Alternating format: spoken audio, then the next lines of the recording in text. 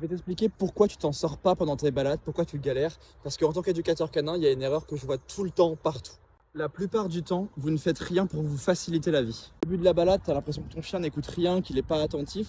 C'est normal, lui demande rien les 15 premières minutes, mets-le en longe, laisse-le se détendre et ensuite tu le mettras en libre. Tu veux commencer l'apprentissage de la marche au pied? Bah fais-le à la fin de la balade. Pas au début, ton chien sera plus dépensé, plus détendu, ça sera beaucoup plus facile. Le chien, il est un peu harceleur avec les autres chiens, que tu as du mal à le rappeler quand il est en train de jouer et qu'il monte très haut. Et ben il n'est pas question qu'en sortant de la voiture, tu le laisses tout de suite jouer avec les chiens. Fais un petit tour de 15-20 minutes, d'abord détends-le et ensuite fais-le jouer avec des copains, tu verras, ça sera totalement différent. C'est la même chose pour les chiens réactifs. Essaye pas de le travailler les 5 premières minutes quand tu sors de chez toi.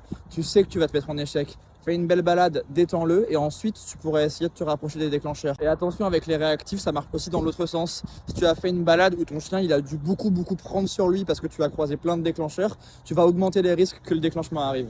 Le lieu de balade aussi, c'est hyper important de le choisir avec pertinence. Si ton chien il saute sur les joggers et que tu essayes de le travailler dans un chemin super étroit, tu vas galérer, tu vas pas t'en sortir. Alors essaye de choisir avec soin les lieux de balade pour travailler ton chien. Alors je sais, c'est pas toujours évident, tout le monde ne peut pas faire 20 ou 30 minutes de route pour aller prendre le bon lieu de balade ou alors l'endroit où il n'y aura pas trop de déclencheurs. Et parfois, les déclencheurs, on les voit pas arriver, on contrôle pas l'environnement. Mais essayez quand même de faire au mieux. Il y a des choses que vous pouvez choisir, il y a des choses que vous pouvez contrôler. Par exemple, vous pouvez choisir de ne pas jouer avec la balle ou de ne pas jouer avec un truc excitant avant de travailler sur la réactivité ou avant de travailler sur la poursuite.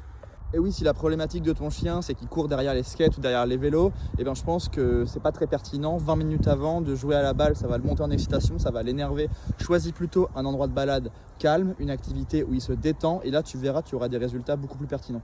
N'oubliez pas que 80% du travail de rééducation, c'est ce qu'on choisit de faire avant le déclencheur. C'est pas pendant la course que tu dois apprendre à courir. Allez, à très vite.